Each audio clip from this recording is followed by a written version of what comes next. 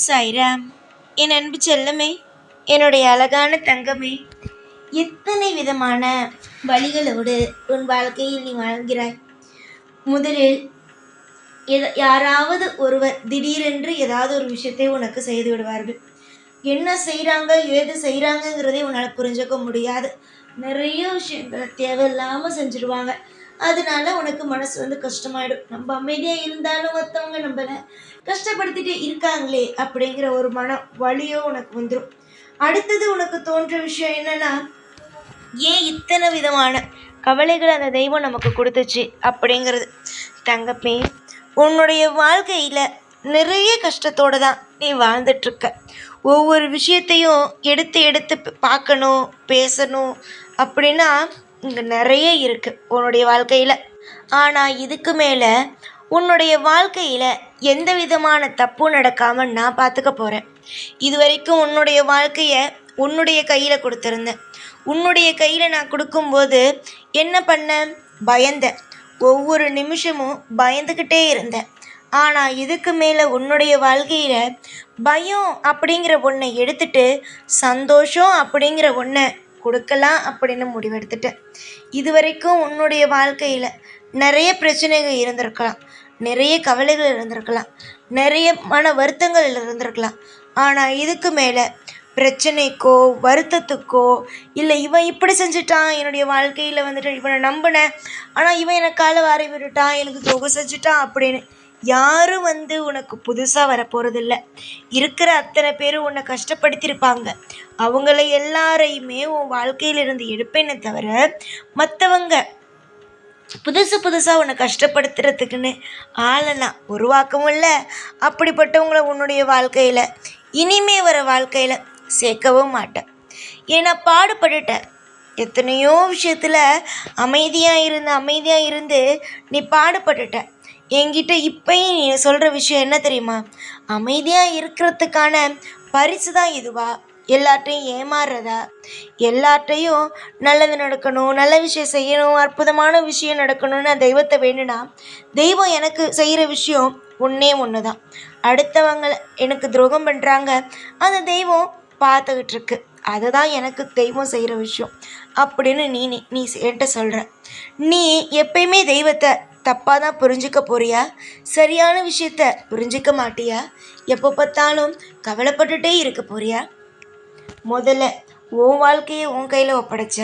ஆனால் நீ அதை கவலை பயம் அப்படிங்கிற ஒரு விஷயத்துக்குள்ளே சுற்றி வச்சுக்கிட்ட.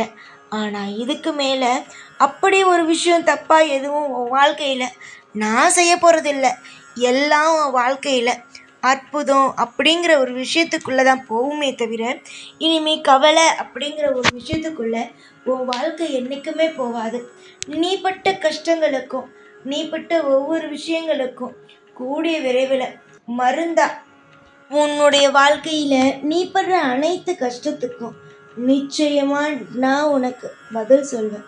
உனக்கு நீ கஷ்டப்படுறியா? அதுக்கு தேவை என்ன? தீர்வு. அந்த தீர்வை கூடிய சீக்கிரமாக உன் வாழ்க்கையில் கொண்டு வந்து சேர்ப்பேன். யோசித்து உன்னுடைய தலையே வெடிச்சிரும் போல இருக்குது. இவ்வளோ கஷ்டத்தை கொடுத்தா நான் எப்படி சாயி இதெல்லாம் தாங்குவேன் அப்படின்னா நீ என்கிட்ட எப்பயுமே கேட்பேன். இனிமே ஒரு காலத்தில் கஷ்டத்தை கொடுத்தேன், உன் வாழ்க்கையில் உன்னை நிம்மதி இல்லாமல் ஆக்குனேன் அப்படிங்கிறதுக்கு இனி வரும் நாளில் ஒரு நாள் கூட அதுக்கு வேலையே இல்லை. இனி வரும் நாட்கள் மொத்தமும் உனக்கான நாள். உன்னுடைய வாழ்க்கையில் நீ அற்புதமாக அதிசயமாக ஒவ்வொரு விஷயத்தையும் செஞ்சு உன்னை நீயே பார்த்து நம்ம வாழ்க்கையில் இதெல்லாம் நடக்குமான்னு நினச்சுமே நடந்துட்டே அப்படின்னு நீ சொல்லி சந்தோஷப்படுற நாள் தான். சந்தோஷத்துக்கு என்றைக்குமே குறை இருக்காது. என்னுடைய பிள்ளை தானே நீனு, அப்புறம் எப்படி குறை வைப்பேன்? இனிமே என்னுடைய பிள்ளைக்கு குறை, இந்த வாழ்க்கையில் இது குறையா இருக்குது, அது குறையா இருக்குது அப்படின்னு எப்பயுமே என்கிட்ட நீ எதையுமே கேட்க மாட்டேன். சாய் இதை செய்யுங்க சாய், அதை செய்யுங்க சாயின்னு. ஏன்னா உன்னுடைய வாழ்க்கையில் எந்த ஒரு குறையும் இல்லாமல் எல்லா நேரமும் உனக்கு எல்லா விஷயமும் கிடைக்கிற மாதிரியும் எல்லா விஷயமும் நீ அற்புதமாக அனுபவிக்கிற மாதிரியும் தான் ஒவ்வொன்றையும் செஞ்சு உனக்கு வாழ வைப்பேனே தவிர இனிமே உன் கண்ணீர் எல்லா ஆனந்த கண்ணீராக வருமே தவிர கஷ்டப்படுறனே அப்படிங்கிற ஒரு ஏக்கத்தோட கண்ணீராக இருக்காது. நான் சொல்றேன், நீ ஒரே ஒரு முறை நம்பு. நீ சொல்லலாம், எத்தனையோ முறை நம்பிட்ட சாயி உன்ன, நீ ஆனா எனக்கு செய்யவே இல்லை சாயி அப்படின்னு. ஆனா ஒரு முறை நீ என்கிட்ட கேட்பல, ஒரே ஒரு முறை எனக்காக வாய்ப்பு கொடு சாயி, நான் என்னுடைய தப்பெல்லாம் வந்து திருத்திக்கிறேன், என்னுடைய வாழ்க்கையில நான் என்னென்ன தவறெல்லாம் செஞ்சேனோ அது எல்லாத்தையும் மாத்திக்கிறேன்னு சொல்லி ஒரு வாய்ப்பு கேட்பல, அதே மாதிரி எனக்கு ஒரு வாய்ப்பு கொடு. அதாவது உன்னுடைய கரும வினை அனைத்தையும் எடுத்து உனக்கு சந்தோஷம் அப்படிங்கிற ஒண்ணு நான் தரேன். ஒரு வாய்ப்பு கொடுத்து பார். இந்த சாயிக்கு உன்னுடைய வாழ்க்கை மாற்ற முடியும். யோசிச்சு யோசிச்சு ஒவ்வொரு விஷயங்களா யோசிச்சு யோசிச்சு கவலைப்படுறதெல்லாம் விட, உன்னுடைய வாழ்க்கையில எல்லா விஷயத்திலையும் நான் இருக்கேன் அப்படிங்கிறதுக்கு வா. தெய்வம் இருக்கு, தெய்வம் உனக்கு ஒவ்வொன்றா செய்யும் அப்படிங்கிற நம்பிக்கைக்கு வா. எத்தனையோ மனுஷங்களுக்கு வாய்ப்பு கொடுத்து நீ எவ்வளவோ நாள் எதுவுமே இல்லாமல் நின்று இருக்க. நீ என்கிட்டயே சொல்லுவ, அடுத்தவங்களுக்கு வாய்ப்பு கொடுத்து இப்ப பாரு சாயி, என்கிட்ட இதுவரைக்கும் நீ பட்ட காயங்கள், நீ பட்ட அனைத்து விஷயங்களுக்கும் மருந்து போட்டு உன்னை ஒரு அழகான ஒரு பிள்ளையாக மாற்றுவேன். இது இந்த சாய் உனக்கு கொடுக்கும் சத்திய வாக்காகும். கூடிய விரைவில் அற்புதங்களும் அதிசயங்களும் நடக்குமே தவிர ஒரு நாளும் உன்னுடைய வாழ்க்கையில் தோல்வி என்ற ஒன்று வந்து அமர்ந்து விடாது நிரந்தரமாகவே.